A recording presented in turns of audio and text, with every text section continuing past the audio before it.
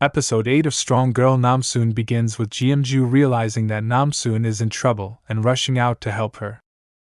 Meanwhile, Hee-sik heads to Dong-suk's house since he hasn't been in touch.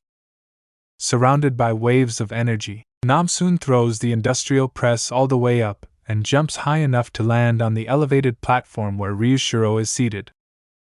Jeomju stops when she realizes Namsoon is fine. She comes across two bikers who make a pass and tell her to join their club.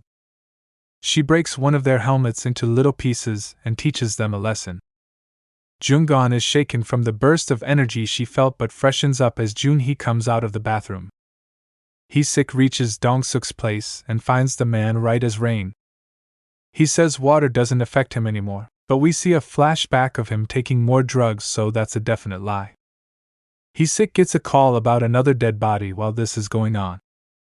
Jungon and Junhee share a meal at the hotel.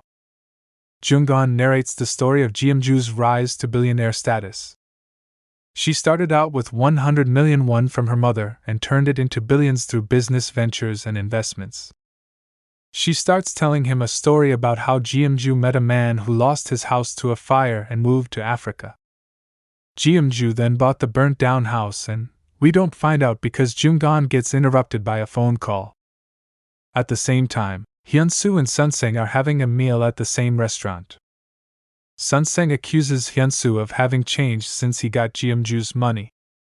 He, in turn, says they should break up since they don't need one another anymore. Jeomju goes to a meeting of all the various CEOs and board members of Jeomju Group, consisting of over 20 people.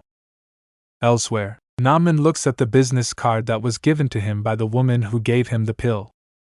After considering it, he sends an online payment to the company.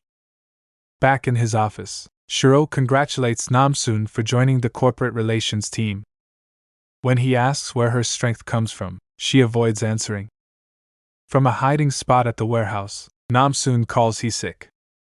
Naturally, the latter is livid when he realizes Shiro used an industrial press on her. Manager Hyo then calls Namsoon. He's incredibly unwell since he tried eating 100 eggs as Namsoon had once advised. Now, he needs Namsoon to go to the police station regarding the Dugo employee who passed away. At the board meeting, Jeomju announces that she's going to acquire a struggling TV channel and call it Jeomju TV.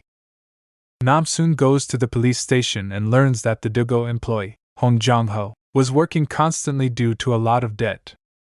He died due to overexertion, and Namsoon texts the news to Shiro as well, saying that she'll start at her new job the next day. Shiro calls his secretary and berates him for not conveying this information earlier. Namsoon visits Jong-ho's family, a younger brother and an aunt. She gives them money for the funeral and for the younger brother's tuition. When he asks for her name, she says it is Tsegseg, but then corrects herself and says Gang Namsoon. The police team identified the man they were searching for as Shin Gangsu. He studied ballet and Russian and now works at the Heritage Club. He's the man with the scarred face. They realize that Shiro is a member of that club too. As Hee-sik wonders how to get a search warrant for Dugo, Namsoon texts him and tells him to meet her for a drink. Shiro is having another one of his meeting with a group of influential people. He gives them a bottle of wine and tie each. Meanwhile, Dong-suk is craving water again and, in his frustration, punches a mirror which breaks into pieces. By the time Hee-sik arrives, Namsoon's already drank a lot of alcohol. He tells her to step away from the case, but she refuses. When Namsoon despairs about the death of Jong-ho, Hee-sik blames it on capitalism and the wide gap between rich people like Jeomju and those who are poor. Namsoon says she wants to help people. Hee-sik tells Namsoon she looks pretty with rosy cheeks. Namsoon blushes and says she loves him but in Mongolian, so he doesn't understand. When she's too drunk to walk, he carries her on his back. Jeomju returns from a yacht ride with her friends. All of them rave about Breadsong's skills. Then at a golf course, the women tell Jeomju that Breadsong is untraceable, but he's making them a lot of money. The women have shell corporations under the name of homeless people to store their money. Even Opulentia isn't able to find more information on Bread Song, but they say they could find more with a photograph. Jeonju messages Song's assistant, Hongdu, and asks for a photograph of Bread Song. She even has to pretend she's attracted to Bread Song in order to get it. Bread Song is frustrated about Jeonju's efforts to investigate him.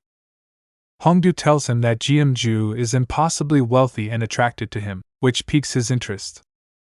Namsoon dresses up in typical corporate garb, excited to start her new role. Hee-sik gives her a watch with a GPS tracker and a camera. She arrives at her new office and is immediately called in to see Shiro. He gives her a list of Dugo's domestic partners for her to memorize, as she will be meeting all of them. When she asks why he tested her strength, he says it's because he needs a fearless person for a dangerous job. He then tells Namsoon to come up with an English name for herself, and she selects Hillary Khan. Hee-sik, watching everything through the camera, gets annoyed at the way Shiro smiles at Namsoon, and watches as they get into a car. Namsoon reads the list of people out loud to memorize it, and then sings a song, making Shiro sing along as well. Hee-sik watches them while he and Young-tak follow another line of investigation, following the Heritage Club's Madam Kim. They see her meet with a politician on Shiro's list. Meanwhile, Jung-gun and Jun-hee are on a fun, romantic drive through the city in a stylish convertible. While dancing at a scenic spot, Jun-hee asks Jung-gun if they should move in together. Hee-sik sees Namsoon and Shiro enter the same building where they are watching Madam Kim. They also recognize Shin Gang-soo. Inside, Shiro tells Madam Kim to hand over her duties to Hillary Khan. Madam Kim pulls Shiro aside and asks him exactly what is going on. He says he's going to make Namsoon his own. Madam Kim meets Namsoon and offers her a drink, saying that she should be able to hold her liquor if she's working for Shiro. She drinks the whole glass in one go but suddenly chokes and collapses. Kim laughs and reveals she will be paralyzed for 3 hours. But as she turns away, Namsoon pops right back up. Poison like this does nothing to her. Hee-sik, who panicked upon seeing the video, starts running to the building but stops as Shiro steps out the doors whilst on the phone. Shiro notices him but keeps talking, telling the person on the other end that the clinical trials are over. Young-tak calls Hee-sik back once he realizes Namsoon is okay. Na-young gives Jeonju information on Madam Kim, whose real name is Kim Jong-suk. She sends this information to Hee-sik and also tells him that Shiro is a member of a Russian mafia group called Pavel. Meanwhile, Namsoon easily defeats Madam Kim in a drinking contest. Once the latter has passed out, Namsoon snoops around with her watch. Shin Gang-soo suddenly enters and Namsoon pretends to be dancing in a drunken manner. Outside, she meets Shiro and tells him she's drunk, so she'll go home. Elsewhere, Namin gets a box of pills delivered to his door. Namsoon leaves the building and gets into the car with Hee-sik and Young-tak. She claims she's going to break into Shiro's office in disguise and get the client list. Dong-suk walks to a dark alleyway and texts somebody. The person turns out to be none other than Shin Gang-soo. In her office, Jeonju looks through photos of Shiro in Russia and spots Bread Song in the background of one of them. Hee-sik and Young-tak wait for Namsoon and her disguise. Young-tak expects something on the level of Mission Impossible, but Namsoon's genius idea turns out to be dressing as a ghost, in a white dress with long hair. Instead of tech-savvy hacking like Young-tak expects, she simply grabs Shiro's entire computer. The heavy-set guard comes in while she's taking it though, and Namsoon is forced to escape through the window. In his house, Namin takes one of the pills and smiles. Meanwhile, Jeonju gets an unexpected call from her father who disappeared 10 years ago, while at the same time, Jun-hee proposes to Jung-gun. The episode review: while there isn't a lot of plot development in each episode per SE, this show has enough storylines to offer a packed experience.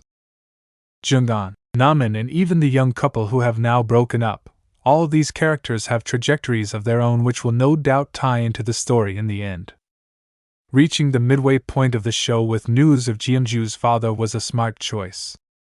What's more, Jun-hee's proposal almost seems too hasty, and it makes me wonder if he isn't as sweet as he seems. Namsoon and her antics continue to be whimsical, but the kind of whimsy and humor that may not apply to everyone. What's more intriguing is the show's take on capitalism. Not a lot of K-dramas from the romantic comedy genre make strong political statements. But with Heesik's musings on the system and the gap between the rich and the poor, even naming Jeonju, there was a commendable moment. This is something I'd like to see more of.